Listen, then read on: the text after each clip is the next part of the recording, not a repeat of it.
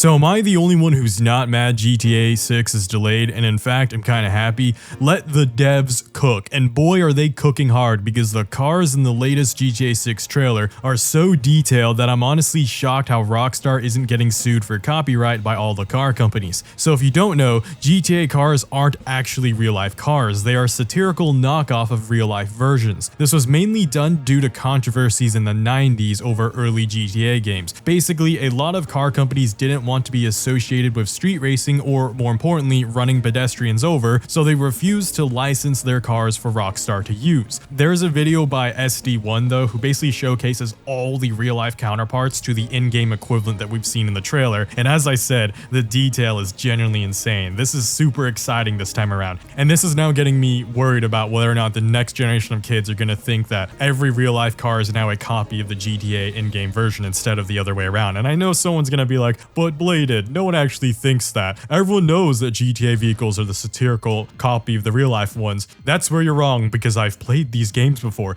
Since Grand Theft Auto 5 is over a decade old now, there are some literal infants who played that game who grew up and thought all the cars in game were real, and now whenever they see the IRL version, they think that one is the scumbag copycat of their truly beloved GTA car. It's gotten so bad that people even do that with the military vehicles in GTA 2. Here I thought my obsession with fighter jets and tanks would be kept safe from all these embryos, but even in videos glazing the military industrial complex, I now have to see these GTA 5 fanboys say, insert tank is just a copycat of GTA tank, even though the IRL tank came long before the GTA 5 one, and it's always been that way for every single Grand Theft Auto game. So yeah, don't tell me that it doesn't happen, because it does happen. But that's enough negativity, because on a more positive note, this game will absolutely birth forth an entire new generation of car enthusiasts. GTA 5, whether some people want to admit it or not, was a huge staple in the car community, and with how wildly popular all Grand Theft Auto games are, so much to the point that they take over the entire social media and internet ecosystem whenever they drop, it's no surprise that there are unironically several current day car enthusiasts because they started from playing Grand Theft Auto 5. We especially need this W as an automotive community, since no AAA racing game has really hit the same since 2017. I'm not saying modern racing games are bad, but they just aren't as memorable. There are still some great indie games out there, and I absolutely recommend supporting those developers, but again, factually speaking, they statistically just don't reach as many people. You know, it'd be lovely if one of them really popped off like Schedule 1 did, but that hasn't quite happened to racing indie games. We've never had our equivalent of Schedule 1 phenomenon for them yet. In order to get mainstream success again, like back then, you know, the 2017 prior era, we really need a huge game made by a huge company to hard carry our community back to the glory days. Again, I'm actually really impressed by these cars, the graphics, the sounds, and just the vibe GTA 6 already has going. It's definitely going to be game of the year without a doubt, and you have no idea how many companies just breathed a sigh of relief this year because they now know they won't have to compete with Grand Theft Auto 6 anymore.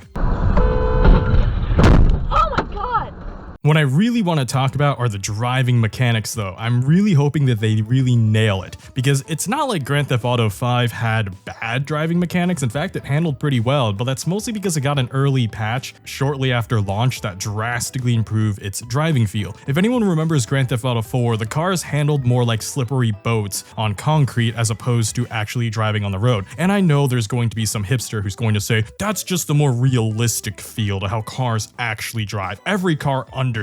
But that to me just screams, tell me that you haven't gotten your license yet without telling me that you haven't gotten your license yet. Cars do not drive anywhere remotely close to how they behave in Grand Theft Auto 4. I never got the weirder, greater than thou savant-like appreciation that some people praise its driving for. Play a real simulation racing game, or better yet, just drive a car in real life if you want real driving physics, because trust me, any sim game like Assetto Corsa, literally drifting a Nissan Z chassis in real life, or driving my Corvette in real life, will blow out GTA 4's vanilla physics. Yes, I know, you can do driving mods that fix GTA 4's driving, but just like with cars, the moment you start modding something enough, it's no longer an argument of how good that platform is, but rather how amazing the mod community is. So I'm gonna talk about unmodded vanilla for Grand Theft Auto this video, especially since most people play unmodded vanilla, and especially more so when you consider that Grand Theft Auto 6 is going to release on console first, where modding isn't really possible. I want to see great driving physics out of the box on that game. There is no way they're going to go backwards from Grand Theft Auto 5. I'm super hopeful, and I already said I really love Grand Theft Auto 5 driving. Over 4 wasn't super great. We'll touch into that in the next chapter, but basically throughout its lifetime and all the patches it received over its insane 12-year run, you know, I still want it to be better. You know, why settle for a little bit better when you can still get the absolute best? So Godspeed GTA 6 developers, and speaking of speed, I'm fast as boy.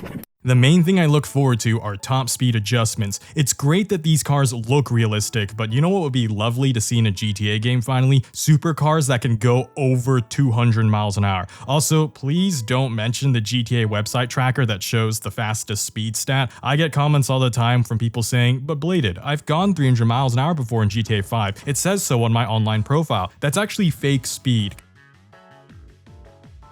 Point is, to prove the actual speed of cars, there's this amazingly dedicated channel by the name of Bruthy1322 who factually tested every single car in Grand Theft Auto 5 by driving them down a properly measured route to see how many miles they were actually going, and almost every car in the game maxes out around 110 to 136 miles an hour, depending if it's a sports car, supercar, whatever. There are obviously some super slow vehicles like tractors, but the point is, like, most cars are in that range, with really only the newer HSW cars being able to achieve 160 miles an hour or over. So if you don't know, because Grand Theft Auto 5 launched on PlayStation 3 and Xbox 360 back in the day, while also having modeled building interiors and a full 1-to-1 human scale environment, the cars were limited heavily to preserve frame rate. A neat fact about someone who went to university for computer graphics technology and knows a decent bit about 3D modeling, a lot of racing games don't actually make their cars relative to real human scale. This was especially common for 1990s to 2000s era racing games, where if you ever clipped out of bounds in Gran Turismo 2, you'd see that most of the times the audience were just dots in the stand. They weren't actually like a human model. Even in Gran Turismo 3 on the PlayStation 2, they were still using 2D silhouettes as human models. And straight up, this isn't me disrespecting them. In fact, that's more impressive. Honestly, the optimization tricks that had to be done with retro hardware never ceases to amaze me. Like, there are a ton of videos on the subject, but basically, like, the developers back then still did a great job of making worlds feel proper and making the scale still feel like awe-inspiring in spite of the hardware limitations. Like, you gotta respect the hell of that out of that like creative solution. However, GTA 5 or Grand Theft Auto kind of in general doesn't have this luxury, since you have to have the player literally exit the vehicle as a full-sized 1-to-1 scale human and then enter interior spaces in real time. It's not like Skyrim where they have loading screens behind every door. If you want to go to the barber, restaurant, gun store, or whatnot, it had to happen in live time to keep the player immersed. This meant that they couldn't just scale the player or their car down, since again, you are seamlessly exiting and entering your vehicle, no loading screen, at the press of a button. It would be super jarring if your player magically shrunk or grew in front of your eyes each time you exited and entered a vehicle. Therefore, the Grand Theft Auto 5 world space had to be made actually at human scale as a result. This meant that cars had to have their speed nerfed heavily to prevent optimization issues that would show up if they started to go faster. And again, this game was designed to launch on PlayStation 3 and Xbox 360 hardware, which is ancient technology by modern standards. And yes, I know that an ultra modded 5M server on a NVIDIA 4090 can now easily handle 250 mile an hour cars, but I'm talking vanilla, alright? Not modded, since again, most people play vanilla, and especially considering console. Therefore, if GTA 6 cars out of the box can go 200 miles an hour, I would be so impressed. I know it's not a dedicated racing game. I don't expect a 304 mile an hour Bugatti Chiron hypercar to fly through Leonida, but I do think vanilla Grand Theft Auto 5 from the time I played it from 2014-ish to 2019-ish, it absolutely did lack some driving thrill, since any racing gamer ever would literally realize you never actually had to hit your brakes. Point is, like, I've played on 5M during quarantine, and once you do get access to cars that regularly go 160, 180, 200, whoa, does it actually make Los Santos feel really challenging and super lovely to drive through. It's a great experience. Like, 5M definitely was the refresh that GTA 5 needed, but again, not everyone has access to mods. Like, just having cars go closer to 200, it just makes the game feel more modern too, because again, this is like 2025. Like, every racing game now has like cars that are going well over 200, even 300. I do forgive Grand Theft Auto 5 for its limitations in 2013, but again, technology technology's come a long way, and for 2026 with the launch date, we better see some nice cars with nice top speeds. And I'm super hopeful that GTA 6 will accomplish better driving optimization regarding handling and top speed, since I think that's what the HSW cars were being used for in Grand Theft Auto 5. They were basically a beta test by Rockstar to see how far console hardware has progressed. HSW cars go way faster than like the vanilla cars. They go like 150, 160 miles an hour. I think some of them even go 180 with like nitrous or boosters. Bugatti Veyron, aka the Truffade Adder, only goes 125 miles an hour. The Bugatti Chiron, aka Truffade Nero, only goes 131.5. The fastest car for the longest time was actually a sports car, not a supercar. A lot of people don't know this. It's actually the Pariah, which was going, I think, 136 or 138 miles an hour. I forget. It's been a while since I played. But like, I used to love using that car to troll people in a straight line because they always looked down on it because it was a sports car, not realizing that it was actually the actual straight line war. Even if I'm correct, the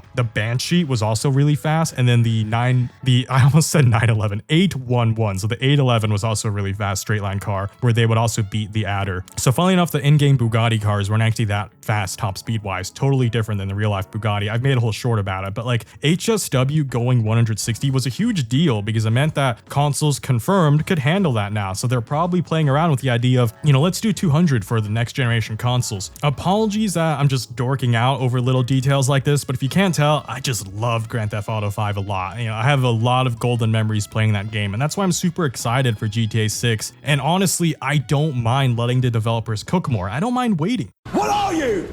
An idiot sandwich. I know it's going to be a good game, but heaven forbid it launches in the state like Cyberpunk 2077 did. The reality is you only get one chance to launch in today's modern ecosystem of gaming. No matter how much better a game gets after launch, people will always hold its launch date flaws against it basically forever. This is why No Man's Sky is still slept on despite the countless updates. This is why Cyberpunk is still dunked on despite how different it is now compared to its horrendous launch state. Once you leave a bad first impression, that's it. Sure, it sucks, and sure, I kind of wish gamers were more prone to second chances, but I also don't blame them because it is their money they're spending. If they feel burned out on a purchase, I don't blame them for being a bit more stingy. I'm not some out-of-touch gaming journalist with an agenda because as a lifelong gamer myself, and as someone who's also not super financially well off due to a series of medical issues, I can see why people would be upset if they have to buy a game for 60, 70, 80, or even $100, and it doesn't work that well out of the box because the developers didn't properly let it cook in the oven. The gaming landscape is changing drastically in the recent years because a lot of AAA studios are consumed with greed and shoving their own corporate agendas down everyone's throat.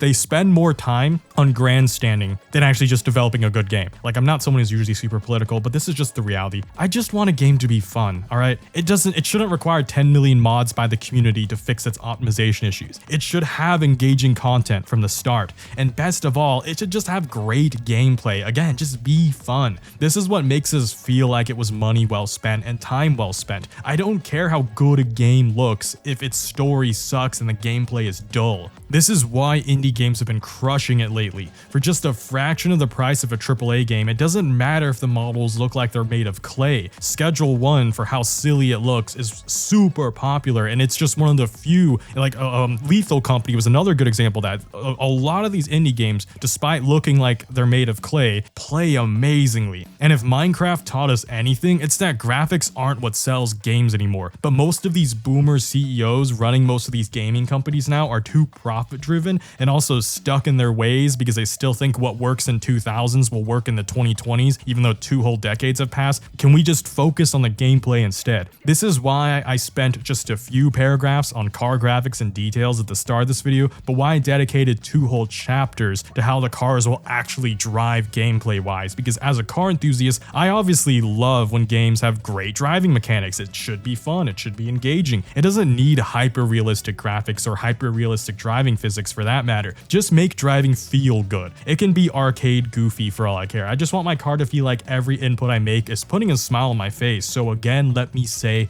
let Rockstar cook. I want this game to launch nearly flawlessly. That way it will have a great community for years to come. That's it for this video. Thanks for watching. Like and share to all your friends. Seriously, all of them this time, because there's not a single soul in the world who isn't somewhat anxious about GTA 6's arrival. But until then, make sure to subscribe for more weekly situations, and I'll see y'all next time. Bladed Angel out.